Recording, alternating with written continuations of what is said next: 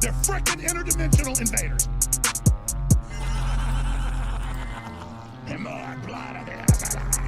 Hey, this is Ryan Dawson of the Anti-Neocon Report. With me today is my guest Mick West, who's done a stellar job debunking a lot of topics. Of course, today being 9/11, we're going to be talking about 9/11 and the people obsessed with physics who think that, there must have been controlled demolition on September 11th in New York, because based on eyeballing it, the skyscrapers about this. There's a recent paper, what's supposed to be recent, from an Alaska study.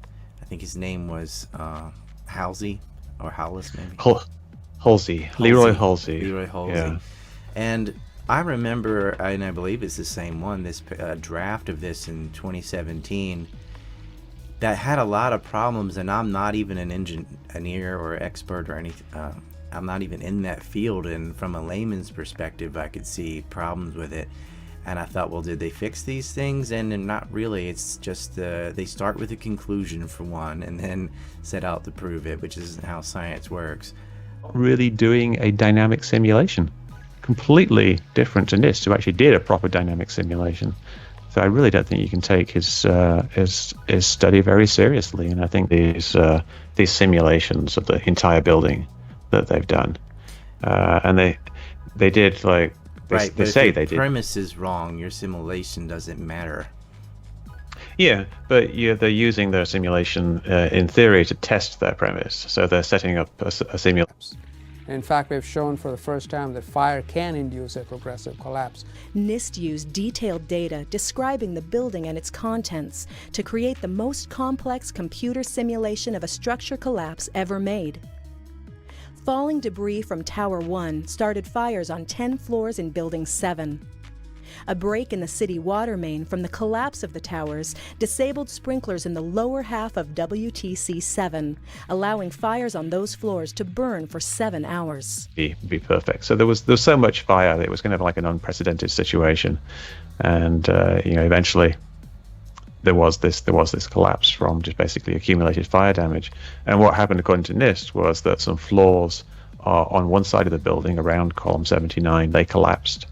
And these conspiracy theories metastasize and grow, and people get gaslit, and it's affecting their life, and the way they view other political events will be affected by this one, and it gets more and more silly. And no tall building had ever collapsed primarily due to fire.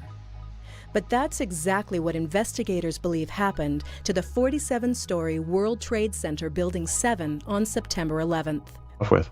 I don't mind people questioning 9/11 if it's done in an adult way. What I question 9/11 as not like the way 9/11 Truth quote they do, but as far as how that event was used to justify things in the future, like invading Iraq, it's just not worth it.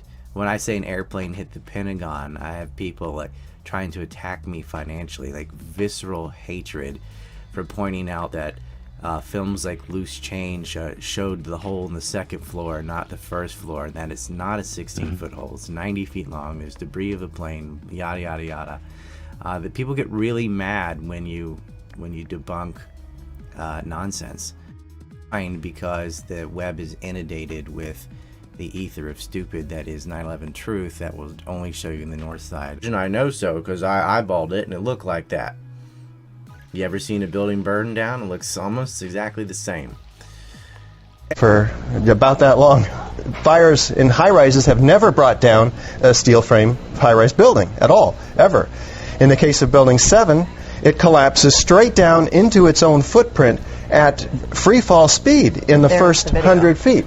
It's dropping, as you can see, symmetrically, smoothly, at free fall speed in the first 100 feet, 2.5 seconds. This is uncanny. There's 40,000 tons of structural steel designed to resist this collapse. Like that. You ever seen a building burn down? It looks almost exactly the same.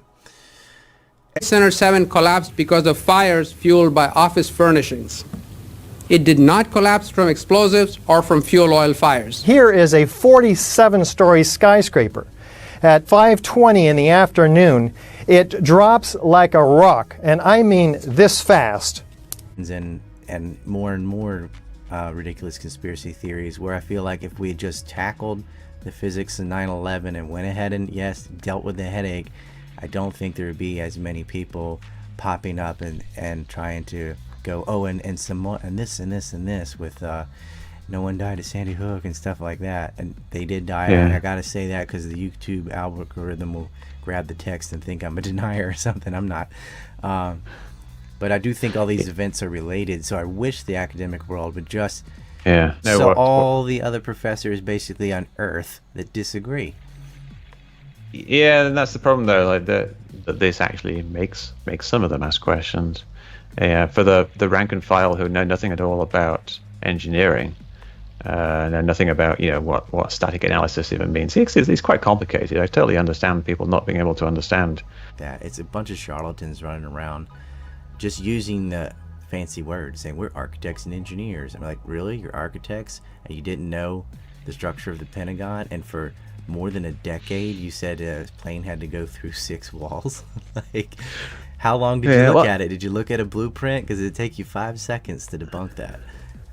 I think a lot of the people who are actually members of architects and engineers, some of them are actually architects and engineers, obviously not like thousands of people. Yes, some are. With relevant experience. Obviously not enough to make it collapse, but then it was on fire for like 5 or 6 hours, and then it collapsed. So it's obviously it collapsed from the fire. But the question was like, why did the fire make it collapse? Like, what actually happened? Did the columns soften and weaken, or was there something else going on? So NIST did this study, the official study. And stigma to where I can't talk about the politics of 9/11 or other events that led after it, because I'll get associated with the Alex Joneses and loose changes and weirdos that think jet fuel can't melt steel and no building never fell from fire, and that, like, you can name their catchphrases, right? So I want to